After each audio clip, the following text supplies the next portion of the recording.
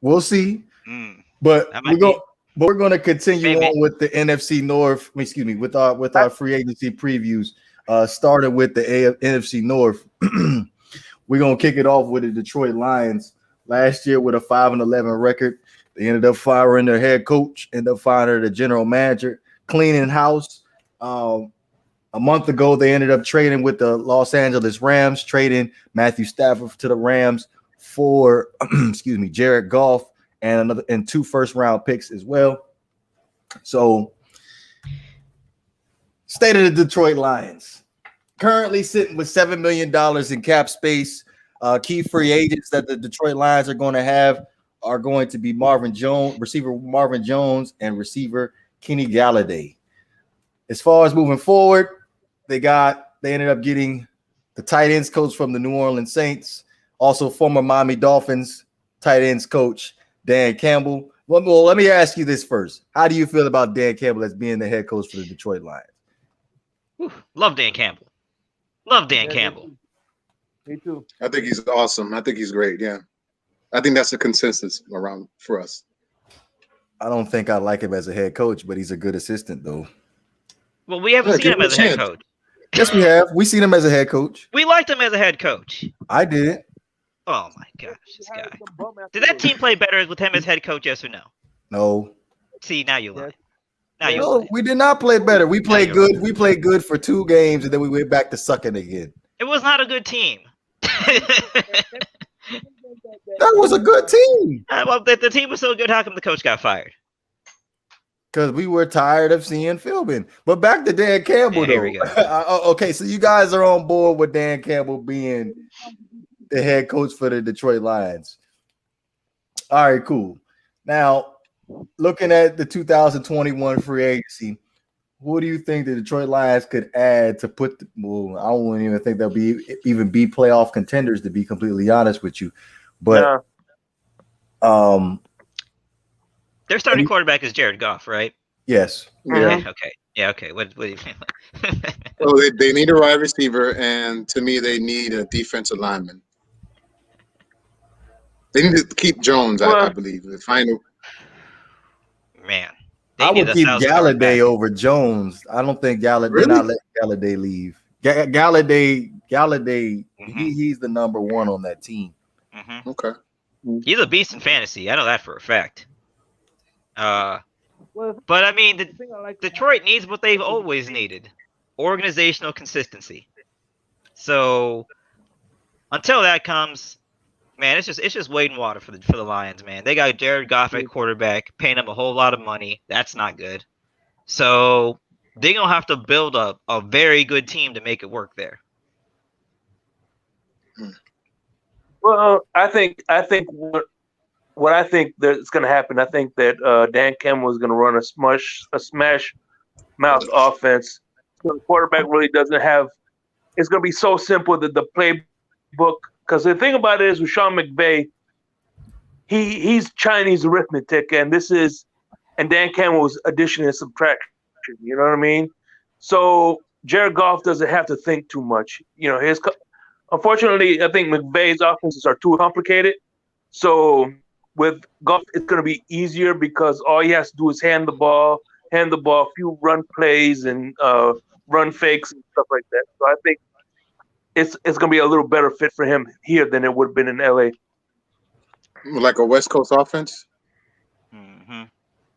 Yeah. Jared Goff definitely. No, something similar, but the only difference is. You hear me? Yeah, West Coast is predicated on small passes versus smash mouth. It's more on the run. You know, running down your throat at the football. He did a hell of a job with the Dolphins for the first 2 games. Better than anything Adam Gase did. Oh, I think the resume speaks enough. Who's it? Yeah, he got fired. That's what. Who is currently employing Adam Gase right now? Apparently, the Seahawks are pushing to make him their offensive coordinator. Hey, why do you think? Why do you think? Why do you think he wants to leave now? This guy. He He never wants to said, get traded. Who that? he never said he wanted to leave. He never said he wanted to leave. Russell Wilson's like, who's coming? Oh man. I want to trade now. First, you don't give the ball to Marshawn the goal line. Now this, man, I'm out of here.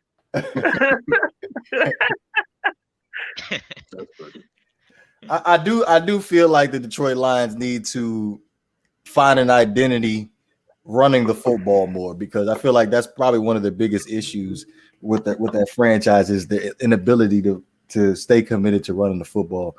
So in that aspect, I feel like Dan Campbell is perfect for that, because he's good at establishing the will at the line of scrimmage.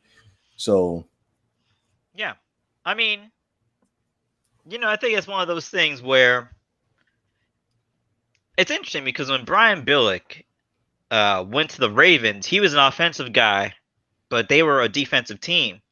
So with Dan Campbell, you look at him, you look at his mentality. I mean, you can tell, at least for me, if they get a talented back there, they will get a dude who can give, who will be like 1,000-yard rusher, because he's looking to give the rock to a dude that many times a game. That being said, there are just some games where you need your quarterback to make some throws. But that whole philosophy of run and stop the run, is that still a thing in the NFL? Like teams still? No, not really, right? No one's doing that anymore. Except maybe the Titans, but even then they air it out. So we'll have to see. All right. So everybody's in agreement that they cannot afford to let either or of the receivers, Kenny Galladay or Marvin Jones, go.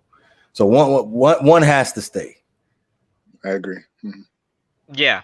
Well, they're going to keep Galladay. I think Galladay.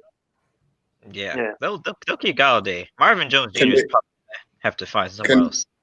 Can they afford to keep both? No. Okay. They can't afford to keep both, because they have other needs on that roster. You said pass rusher earlier. I feel like linebacker should also be put in there. It's going to be interesting to see what Dan Campbell could do with this team in year one, because I strongly believe they could be. Boy, I tell you, Dan Campbell ends up with one of them 2-14 seasons. He's going to be hoarse by the end of the season. He's going to sound like Doc Rivers by the end of the season. The amount of yelling he's going to be doing at these guys. Yep. And if you want to talk about a bad press conference, that was a terrible press conference, by the way. That was a great press conference, number one. He came in with a lot of energy. It was terrible. We're going to bite your leg off. Like, come on now. It was great. What are you talking about? Yeah, he laid on a little bit. He laid on a little bit. That's what we say. What'd you say, Shake? It was one of the best conferences I've seen. Oh, okay. Sound like a Homer pick, but okay. Let's go ahead and move on. The worst press conferences was 2 years ago. That was the worst press conference I've seen. Some guy was high on meth. Your man did 2 rails and went straight to the press conference. Hey, he had whatever got him going for the press conference. I'm good with it. He said all the right things. Ready to roll. Yeah, we know why he keeps that position coach around. Mm-hmm. It is what it is, you haters.